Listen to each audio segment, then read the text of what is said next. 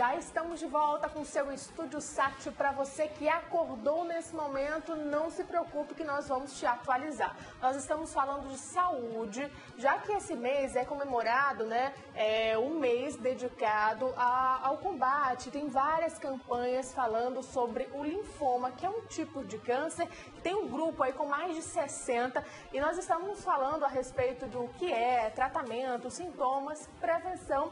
E é importante a gente falar, porque nós estamos recebendo o hematologista Dr. Vinícius Matos, que o linfoma é basicamente dividido em dois grandes grupos, né? Eu falei que são mais de 40 tipos, mas são os Hodgkins e não Hodgkins, que esse nome Hodgkins recebeu através de uma pessoa, um estudioso que identificou esse tipo de câncer, né, doutor? Isso, essa doença foi descrita ainda no século XIX, com a característica clássica, que é febre, linfonodos grandes, perda de peso, por um médico chamado Thomas Hodgkin. E aí cunhou-se o nome de doença de Hodgkin.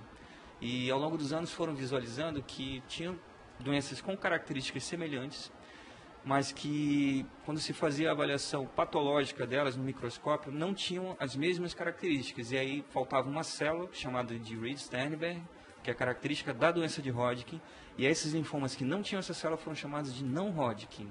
Isso não quer dizer que ele é maligno ou benigno, não tem nada a ver. Todas essas doenças são consideradas malignas. Vamos então falar um pouco a respeito dos sintomas, que nós até introduzimos no bloco anterior, mas é importante a gente enfatizar a questão. Nós falamos das famosas ínguas, conhecida popularmente aí por todo mundo, tenho certeza que você já teve. Então, esse é um tipo de sintoma que, se essa íngua permanecer por 2 semanas, 3 semanas, 2 meses, é importante procurar um especialista. Sim, o que as pessoas têm que ficar atentas é as ínguas, né? Então, qualquer linfonodo aumentado acima de uma polpa digital, ou seja, um tamanho de um dedo, que está crescendo, não dói, associado a uma febre que dá dia sim, dia não, uma febre não muito alta, que mais incomoda do que preocupa, mas que está presente ali e não passa.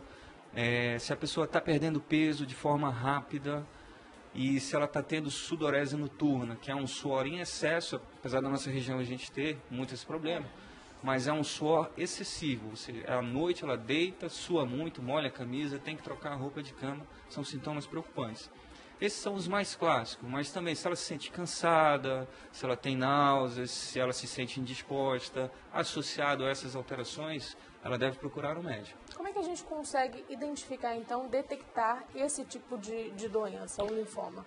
Na avaliação médica, a pessoa deve passar por uma avaliação física, né, além de realizar alguns exames de sangue, para excluir que não seja outro problema mais comum, rotineiro, que é muito mais frequente.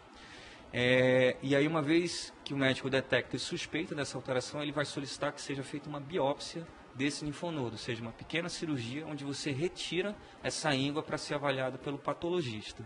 Nós estávamos falando, inclusive, que uma das curiosidades envolvendo esse tipo de doença é que, ao contrário de outros tipos de cânceres, o tratamento dele não é cirúrgico, ou seja, tirar aquele tumor.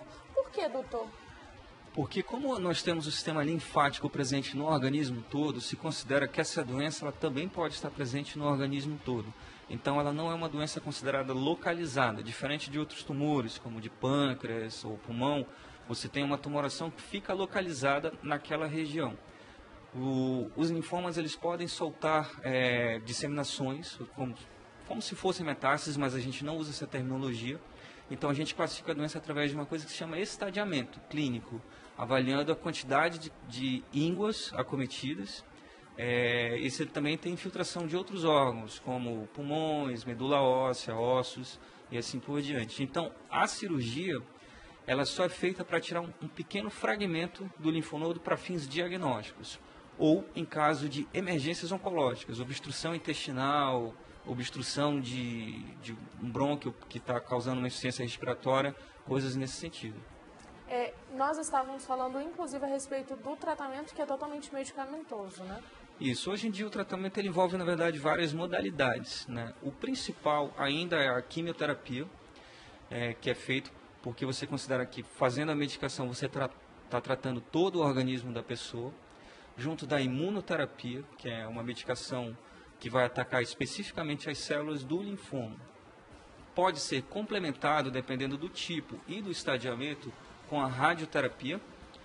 E em casos onde a doença ela não fica curada de primeira ou considera-se que é uma doença muito agressiva, você também pode usar transplante de medula óssea, medicações que atingem a célula-alvo, que seria uma segunda linha de tratamento. Em relação aos níveis que nós estávamos falando agora, que o senhor comentou, ela é muito agressiva ou pouco agressiva ou muda de pessoa para pessoa?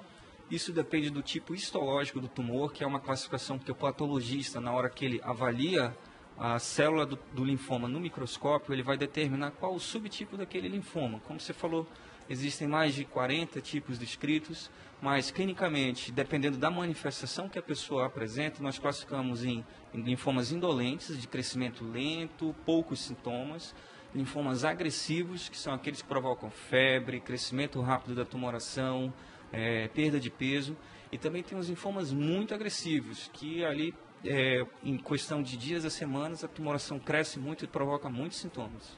Quem são os principais acometidos por esse tipo de câncer? Mais mulheres, mais homens, uma faixa etária menor, mais novos ou mais velhos? Nós temos uma diferença nas faixas etárias acometidas. No linfoma de Hodgkin, é um linfoma principalmente da faixa etária dos 20 aos 30 anos. E os linfomas não Hodgkin, eles vão aumentando de incidência conforme o passar dos anos. Então, ele é 20 vezes mais frequente na população acima dos 60 anos do que nas populações abaixo dos 20 anos. Algumas pessoas relacionam o linfoma, esse tipo de câncer, com a leucemia, mas não tem relação, né, doutor? São duas coisas diferentes. São doenças semelhantes na célula de origem, mas a leucemia é uma tumoração principalmente da medula óssea, onde a fábrica do sangue começa a produzir somente um tipo celular. E é como se fosse, grosseiramente falando, um tumor líquido, porque você detecta por exames de sangue, geralmente muito mais agressivo. Os linfomas são tumores sólidos dos linfonodos e do sistema linfático. Geralmente o exame de sangue da pessoa é normal, mas eventualmente também pode ter infiltração da medula óssea nos estágios mais avançados. Existe alguma forma de prevenir esse tipo de câncer? Então, infelizmente, isso não tem como prevenir. Por quê? É diferente de outros cânceres, como o pulmão, que está associado ao fumo, ou câncer de colo do útero, que está associado ao papilomavírus humano. O linfoma, nós ainda não sabemos exatamente o que leva a desenvolver. Então, o que eu digo para os meus pacientes a melhor forma de se prevenir é se manter saudável, ter hábitos de vida saudável, para que no momento que você descubra essa doença, você esteja apto a receber o melhor tratamento, né? E ficar de olho nos sinais de alarme. Então fica a dica para você que está em casa. Vamos aproveitar então as ações que vão acontecer durante todo esse mês de agosto, que são normalmente ações gratuitas, perto da comunidade. E vamos fazer exames, vamos cuidar da nossa saúde, vamos nos alimentar bem, mesmo que não tenha relação direta, mas isso ajuda muito a fortalecer nosso sistema imunológico, né, doutor? Sim, com certeza. Hábitos de vida saudável são o mais importante na prevenção de qualquer doença atualmente. Praticar atividade física. Doutor, certeza. Muito obrigada e muito até obrigado. A próxima. Obrigado. E para você de casa, não saia daí, porque no próximo bloco vou trazer para você que está em casa uma personagem que eu fiquei até com vontade de levá-la para casa. Gente, ela é muito fofa. Nós vamos falar a respeito dos cosplayers, que são aquelas pessoas, né, que se vestem de personagens, seja de filme, de cinema e de desenhos, por exemplo. É uma cultura muito forte no Japão, mas aqui no Brasil também está sendo difundida. E ela ganhou as redes sociais e até se surpreendeu com esse resultado. E a gente vai saber por quê no próximo bloco. Você de casa, não sai daí que nós voltamos já.